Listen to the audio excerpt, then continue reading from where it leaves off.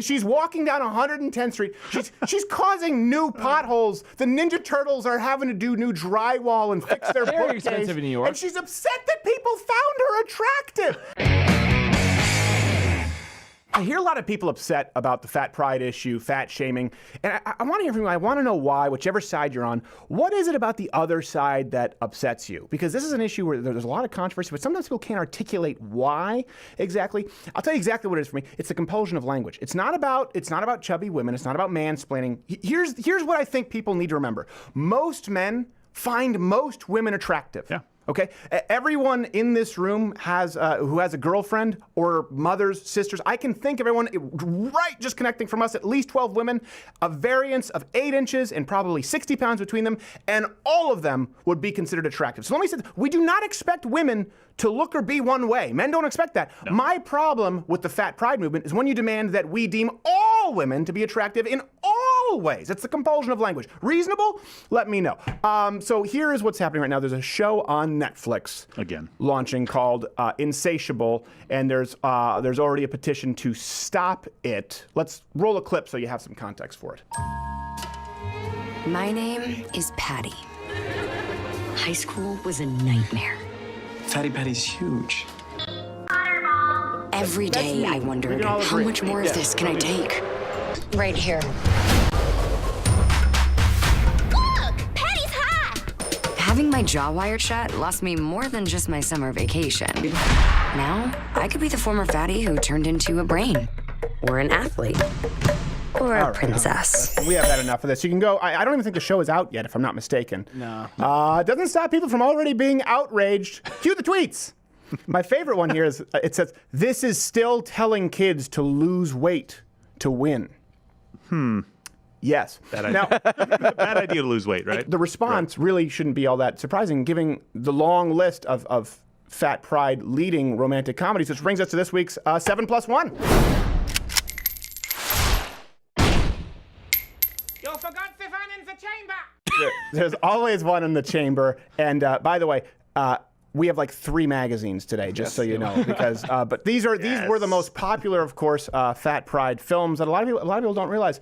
Number 7 was size 27 dresses. That was a big one. That was very popular. And number 6 is actually a sequel to another one, but You've Got Heart Disease. That was a big one. Check your inbox. Oh my gosh. Number 5, She's All Fat. In case you didn't know. Number 4, The Devil Wears Lane Bryant. Number 3, 10 Things I Ate Without You. Aw, that's just me. Yeah. Number 2, Isn't She Chubby? A lot of people weren't entirely sure this came from. Was that Edward Burns? Isn't She Lovely? I don't know. I don't know. Maybe it was Freddie Prinze Jr. Number 1, How to Crush a Guy in 10 Seconds. Okay, reload. Back to number 7. We have so many of these. 13, Going on Diabetes was a really popular one for a while. Number 6, number 2, number 6, Father of the Fat Bride. They were pretty much. Yeah, different. At that point, they weren't even really original. No. It was like doing the Ocean's 11 with women, only fat. Oh, jeez. Number 5, Failure to Lunch. That was one. And it's an ill-fated sequel. Number 4, I Took Care of It. So. Number 3, All You Can Eat Breakfast, Brunch, Lunch, Dinner, Second Dinner, Cocktail Hour, Midnight Snack at Tiffany's. That was one. Also was really racist with the fat Asian Mickey Rooney. Yes. Oh, yeah. Yeah, that was very insensitive. Really weird, John Hughes classic number 2, 16 Cheeseburgers. Oh. Makes sense. Again with the racist Asian character. Again with the racist Asian character. But hilarious, nonetheless. That was Fat Duck Dong. And number 1, there, Girl Interrupted by a Coronary. Reload, we have another 7 for you. Number 7, While You Were Sleeping, I Raided the Fridge was another one. Number 6, That happens, yeah. Portly Woman. That was one that Jason Alexander, little known fact in that film. Number 5, He actually played the portly woman. it's true, Can't Run Away Bride. That was one. She struggles. Oh, I see that. Number 4, 50 Shades of Grey, fat version. It's like the expurgated version of 50 Shades of Grey with fat. Starring Lena It's Dunham. like they're getting lazy and desperate for time. Yeah, it's almost. I think some of these are straight to video. Number 3, The Sisterhood of the Unnecessary but Actually Necessary Maternity Pants. Ouch. Jeez. Number 2, P.S. I Ate You. And it was actually a sequel. No, wait, I always get these confused when Sleepless in Seattle was not actually one, but number one was When Harry Fed Sally. That was a big one. And of course, actually, the plus one top rom-com fat pride film of all time is I Feel Pretty, starring Amy Schumer. That's been this week's 7 Plus 1. You forgot Stefan in the chamber. Always forget. That's how it ends all the villains. The Germans. You're out. No, I'm not. By the way, hit the bell. Join Mug Club if you haven't hit the notification bell. That's what keeps us going. We do the show every single day, full hour. And if you want to try it out, live streams every Thursdays, 8 p.m. Eastern. Okay, so I think the fat pride issue, this really is more symptomatic of the left. And it's the root causes here are greed, enablement, and ingratitude. And these are the same things with every other problem you see from the left. So what happens if someone is greedy and you enable them? It ultimately leads to complete and total ingratitude. Yeah. How do I mean this? Greed. Let's start with the left. Let's go economically and then move into fat pride. Yeah. For example, today's progressive left, they accuse the wealthy of being greedy. But the wealthy aren't the ones trying to take anything from you. When we talk about the wealthy, the 1%, I think it's joint, depending which number you use, 300-something thousand or 400-something thousand joint household income. Yeah. They pay most of the taxes. Okay, we're not talking about the economic system injustice or someone who works at Bear Stearns. We understand. But the truth is, when you're just looking at the general population, it's the progressive leftists who are the ones trying to take what others have earned. Healthcare, universal income, internet, and of course the greed parallels with obesity. You're the greedy pig who ate too much. The non-obese people are not trying to take your food. You're taking theirs. And then you're mad that they're just not on board with it. So then it leads us to enablement with the fat pride issue. And I think that's probably the one that people are the most obvious. Yeah. The left enables bad behavior because it feels good. Yeah. As long as it feels good, it's about rather than examining themselves and reflecting. Good. Okay, we've done this before. How much flack have we caught for this? Let's use a few examples. AIDS. AIDS was something specific behavioral patterns lead to catching AIDS. Don't judge! It's as perfectly legitimate a lifestyle as anyone else's.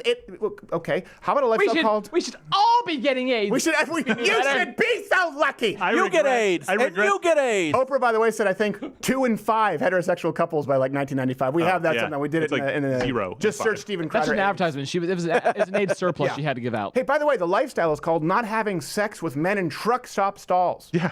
Yeah, Like that's it. It's the single most preventable disease in human history. It's 100% preventable. How about instead we have a pill? How about no pill? How about you just don't have orgies in truck stops? Let's go with the pill. Okay, so another example. I mean, obviously abortion. Yeah. You have no right to judge. It's just as moral of a choice of whether you're pro-life or pro-choice. Listen, you have the right to judge. We've enabled women to make it as easy, actually easier, than putting a child up for adoption. If you're a serially unemployed loser, let's just give them universal income. Right. It's a human right. You don't know. That's the word, right? Nuance. Yeah. According to Anna Kesper, it's nuance. Everything is nuanced. Giant fat land whale? Who are you to judge? They're just as healthy and beautiful as everyone else. By the way, they want to change it from diabetes to livabetes. Is actually That does, really pushing it that does hard. sound better. Yeah. It does sound better. Die is more You still lose a foot. descriptive, though. Yeah. And this leads us to ingratitude. And rather than just becoming a manatee, or being grateful that you live in a country with even the option to become obese. That's one thing, too. The left is constantly, America is the fattest, stupidest. Well, I think it's a great thing that we have the problem of overabundance, right? Yeah. I'm still grossed out, but I think it's a good problem to have. Better than starvation.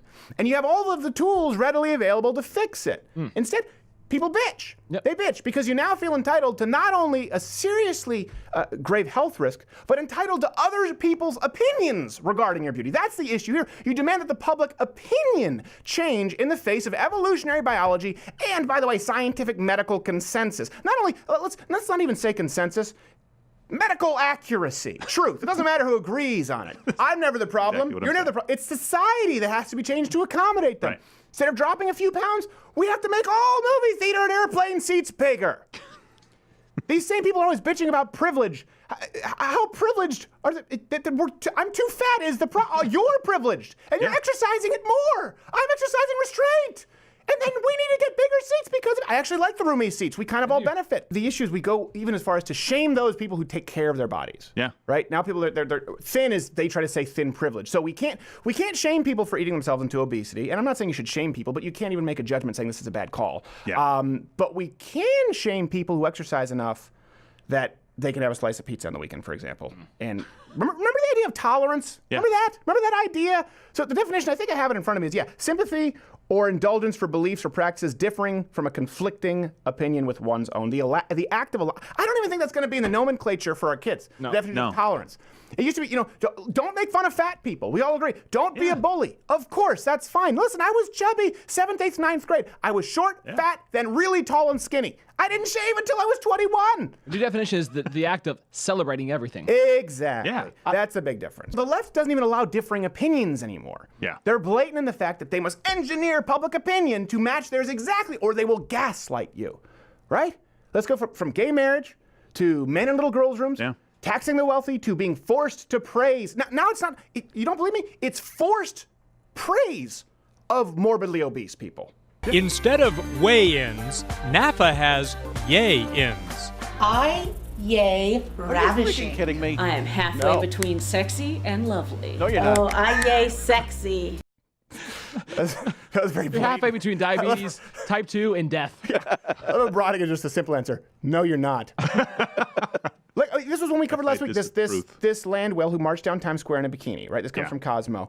And she complained that people were actually catcalling her. Yeah. Like they wanted to get all up in her crevices and stuff, whatever it was. I mean, here's a woman who Pick a crevice. She's walking down 110th Street. She's causing new potholes. The Ninja Turtles are having to do new drywall and fix their Very bookcase. expensive in New York. And she's upset that people found her attractive. This is the problem people have. It's the compulsion of the definition of tolerance is predicated on the idea of understanding and compromise that we just talked about. So tell me, where is it? We just talked about gay marriage, transgender issues, wealth redistribution. Right now, fat pride. Tell me, where is the offered compromise from the left on any of those issues I just mentioned? Any of those issues I just mentioned, you have to tolerate. They have to be willing to find a middle ground. Name one.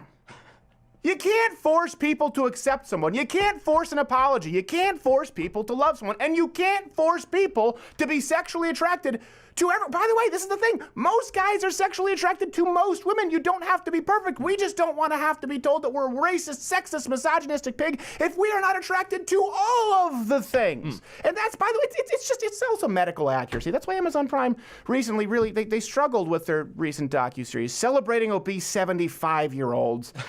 It's not coming down the pike anytime soon. Not gonna happen. If you like this video, subscribe or click the notification button next to the subscribe button, because YouTube's decided that subscribing doesn't mean anything, and if you want to actually know about our videos coming out, you have to hit the notification button. Also, if you're a fan, you want the daily late night show, subscribe to Mug Club at louderwithcrowder.com/mugclub. Thanks for stopping. This is just, it's girthy.